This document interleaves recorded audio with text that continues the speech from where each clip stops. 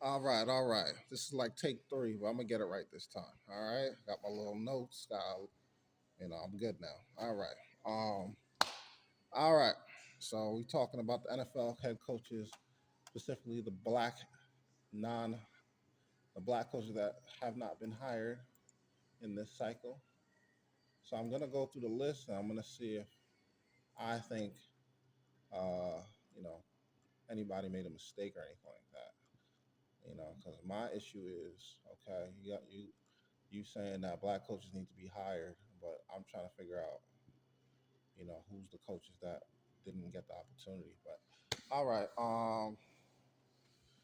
excuse me. So first team, Tennessee, Robert Sala, second time coaching, and honestly, he's not even white. So I mean, he ain't black, but he's like Arab or something. But he's a minority in this country. So does that not count? I mean, I think Salah's a good coach. Love his defenses. They're very physical. I think even this job that he did with a battered up San Francisco team was really good. I thought he did a really good job with that defense. So I think uh, when he was with the Jets, he said he didn't call his own plays. He says he's going to call plays this time. And I think he's got a good staff with ex Giants coach Brian Dayball and Gus Bradley, who I believe was a head coach with Jacksonville, if I'm not mistaken. But I definitely know he was a great defensive coordinator. But yeah, that's a hell of a staff, honestly. So honestly, I think Tennessee kind of hit gold there. I think that they're gonna do really well. Cam Ward is young. You get him an O line, and yeah, he's gonna be doing some things. So Tennessee, I can't say that that's a bad hire, man. I'm sorry. Jesse Minter, okay. So he was the defensive coordinator for the Cardinals, and he's coming over to the Ravens to replace John Harbaugh. Again, why is that a bad hire? Jesse Minter, championship coach in college, championship coordinator in college at Michigan, goes to the Chargers, and they have one of the best defenses in football. So, again, how is that a bad hire? What black coach are you hiring over Jesse Minter that's like this can't miss black coach that you're like trying to say that people need to hire? I'm just, I think that's a very good hire. He's comfortable with the Harbaugh system. He's killed it in every coordinating job he pretty much had. I think it's his time. Moving on, Pittsburgh Steelers. Mike McCarthy places the legend Mike Tomlin. Uh, I don't have a problem with Mike McCarthy. Again, Super Bowl winning coach. Uh, I think he did decent with the Cowboys, but you know things didn't work out. I mean, I think that high level talent that they had is they need to start replacing some of those guys. They had a great O line at first. They're kind of rebuilding with the O line with some young pieces. They don't have legends on that O line anymore, so they're just trying to find good players. They traded away Parsons, so I mean they're kind of in a little bit of a rebuild, retool mode. I'm not really. I mean, the defensive coordinator ain't that great. I don't know Patrick Graham when he's with the Giants. That's not a great hire, but Mike McCarthy's a solid coach, man. Like he's got a resume. It's his third job, and honestly, did you see his press conference? This job really means something to him. I guess he grew up in the area. That man was crying when he got this job. I think he's gonna actually represent the city very well. So honestly, I think the job is fine. Again, you got to tell me the black coaches that you think that are just so much better than Mike McCarthy, a Super Bowl winning head coach. Moving on, Jeff Halfley. Um, you know, I don't think he did that great at Boston College, but as a defensive coordinator in the pros, I mean, what can you say? The man was top 10 his first year. He was 12th last year. I mean, this year. and the only reason why he was 12th because Parsons probably got hurt. So I mean, he's had two defenses that are in the top half of the league. One was a top 10 defense. Uh, I think, and also honestly, when they signed McKinney, Xavier McKinney from the Giants, McKinney was not getting picks like that, and he turned McKinney into one of the best. I mean, I already thought he was a pretty good safety, but he is no doubt one of the best safeties in football now, and he's getting picks and he's doing his thing. So I would think that excuse me, the defensive coordinator has something to do with that. So I mean, I don't think this is the greatest hire, but it's not a bad hire. I mean, he's done his job as a defensive coordinator. You getting top 10, top half coordinator rankings as a coordinator. You're one of the best coaches in the league. So, and apparently the GM has a relationship with the coach. So we'll see what happens, man. We'll see what that happens. Uh, Now this might be the best argument for the people who think that a black coach should have got this job in Arizona. Uh, Mike LaFleur, offensive coordinator for the Rams. Uh, Now, when you're an offensive coordinator of the Rams, obviously Sean McVay is calling the plays, so it's kind of the same argument as Eric Bieniemy. Like, how good are you really if you're not calling the plays as an OC? So I understand that argument, and that makes sense. Um, the only thing that I would say is look at McVay's track record as people who work under him and get head coaching jobs. They've all been playoff coaches, every single one of them. So that would be like my argument and saying, I don't know too much about him. Yeah, I mean, he worked for the Jets for a little bit, called plays there. Obviously, the Jets the offense wasn't that good. He's been with the Rams 3 years, so yeah. I mean, he's kind of an unknown. That's probably a risky hire, but I think it's justified by the fact that Kevin O'Connell, Liam Cohen, the Packers coach. I mean, pretty much all the dudes who've been coaching under him have made the playoffs, man. So what can you really say? Like, God produces winners. This might be the latest one that we don't really know too much about, but he's gonna kill it. Um, like again, I think that's the best argument you would have there. If you want to attack anybody's hire, I would probably go there. But I think there's still justification for hiring a guy like that. Clint Kubiak. I'm sorry, not Clint Kubiak. Yeah, Clint Kubiak. Looks like he's going to get the coaching job for the Raiders. I mean, again, the man is about to win a Super Bowl, most likely win a Super Bowl. The offense is doing its thing. The all line is good.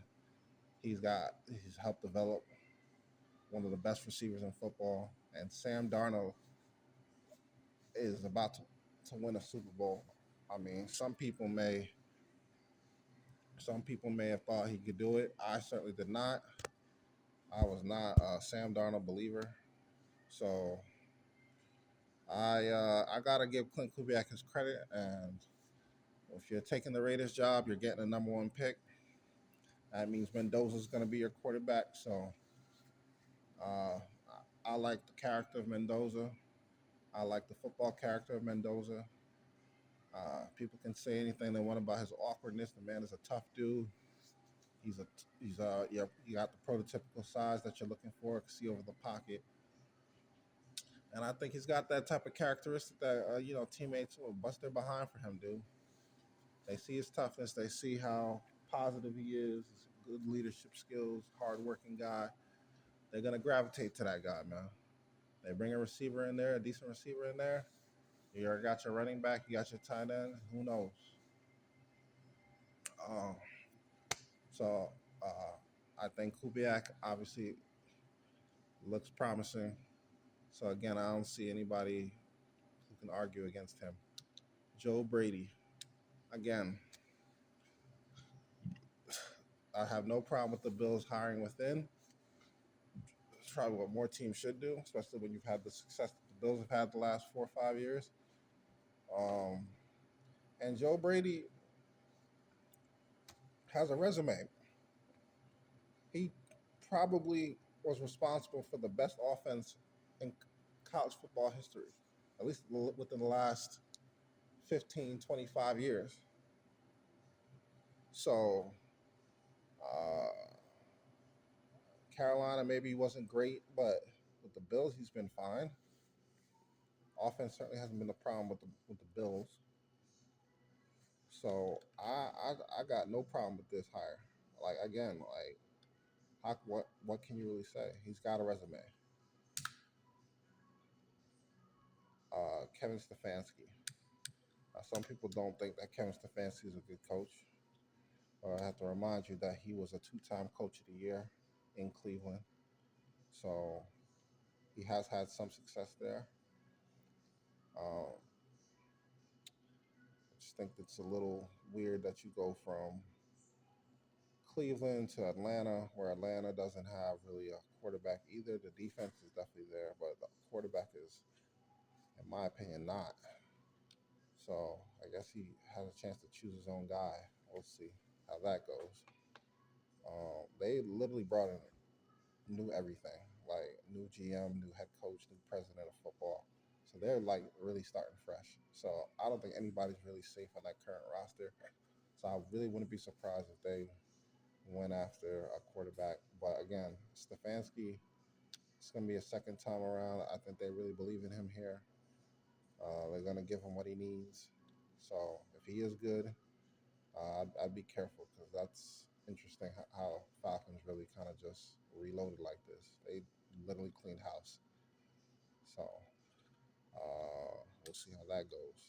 But I mean, man has head coaching experience, and he was a good offensive coordinator before that, and he uh, is not handcuffed. I think he's gonna have a chance to like choose his quarterback. So we'll see. Todd Munkin. So again, I don't really have a problem with Munkin. My issue with this hire, and maybe the only issue I may have is with a hire, is did they hire Munkin because the Ravens wanted Shador? Now, if that is why he got hired, I think that is a problem. Because if you're just getting a coach in here that's just here to make Shador comfortable when he needs to be, in my opinion, constantly evaluated, because I don't think he's really the guy. I don't think he established himself as the guy. Then that would be my issue there. Um, yeah, that's my issue with that. I do not think that Todd Munkin uh, should be there just to help Shador feel comfortable. He should be there to try to find his own guy. So what I'm going to be looking for in the draft is Todd Munkin went to Georgia, so he has a relationship with Carson Beck. I'm really curious to see if Carson Beck slips and falls like people are saying. If the Browns don't snatch him up in like the fourth, fifth round, knowing that Carson Beck has some upside, that would be interesting, and I think that's something to look for. I really think that Beck has a really good chance to be a Brown, and if he's not a Brown, then they must really be all in on Shador. That's my opinion. So we'll see how that goes. But again, like out of the guys that I named, I think I went through every team. Uh, oh, I'm sorry. Yeah, the Giants hired John Harbaugh. Do I need to even explain that one? I mean, he was the best coach on the market. The Giants nailed that one. So I really don't see how anybody can really argue against hiring a guy like John Harbaugh. So yeah, we'll see how that goes. Uh, yeah. So yeah, I mean, so I went through all the coaches, and I'm trying to understand like, is that what coach do you hire? So in my opinion, if you're gonna say that, you know, there is people, the black coaches that should be hired. Okay, Raheem Morris got fired from Atlanta. I didn't think he was terrible, but I mean, I don't think he's really that great either. He's not somebody that's inspiring, thinking, "Oh, I could win a Super Bowl with this guy." Again, when he was a coordinator, he didn't have. He had a top 10 defense one time in 6 years, and when he was, and when I say in 6 years, like his other defense weren't even really anywhere close to the top 10, like half of these was. So I'm not 100% sold on Raheem Morris as like this, you know, great coach. And but Van Joseph has probably built maybe the best defense in the league. So I can't see him not getting an opportunity at some point. But it just didn't happen this year. I mean, it's that's just how it is sometimes. It just doesn't happen every year. If he has another great defensive year in Denver, there's no way he doesn't get hired. Then I guess the race baiters can, complain and cry all day and say, oh, why isn't Vance Joseph getting a job? You know. Um, Other than that, I think I don't know. I don't know what else to say. Like, who are the and again, like, who are the black coaches that are inspiring? Like, as far as I'm concerned, the only black coach that is definitely killing it for sure is the Texans coach, D'Amico Ryans. Like, D'Amico Ryans is basically a quarterback away from probably being a real Super Bowl contender.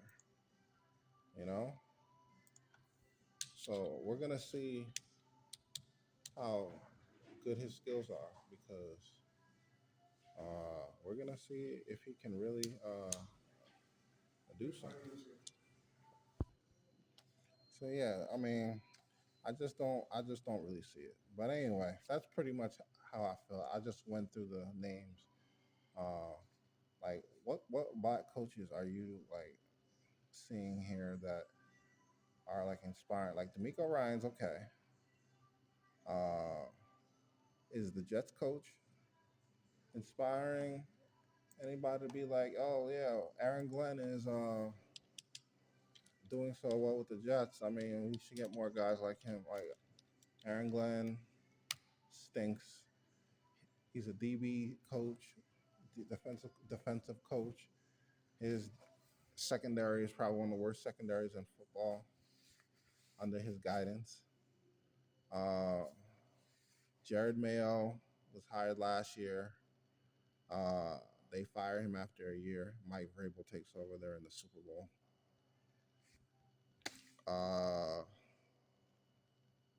I think the Michigan coach got some sort of scandal with his intern or his secretary or something. So that didn't work out. Michigan State coach got into a scandal after they paid him like $100 million. I mean, Dion's Dion stinks. So I'm just you got to give people some like choices. No one's clamoring for how do we get black athletes into the NBA? How do we get black athletes into the NFL? Because they earn it, dude. There's again, if I'm missing somebody, I think I went through everybody. Who are the guys that just like Eric Bieniemy? Okay, Eric Bieniemy. So same situation as the new Cardinals coach. Like I said, offensive coordinator didn't call plays. You know the difference between Eric Bieniemy? Man hits women. A man that was involved in the cheating scandal in Colorado. So he has a record. He's been to jail.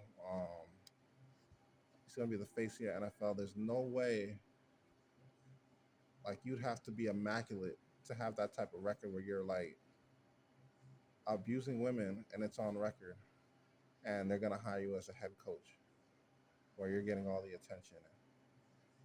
Um, yeah, good luck with that. So I mean, there's not. I mean, there's a reason why he's not getting hired. That's what I'm trying to say. And honestly, when he went to UCLA and was an offense coordinator there, and he was calling his own plays, did he look good? No, he did not. So even if you wanted to say, "Oh, that was a long time ago," I mean, he just hasn't done much calling his own plays as an offense coordinator. I mean, so that's pretty much how I feel about it. And I just thank you for listening. Appreciate y'all. If I said something that was out of pocket or didn't make any sense, let me know in the comments. And that's pretty much it. Thank you for listening. All right.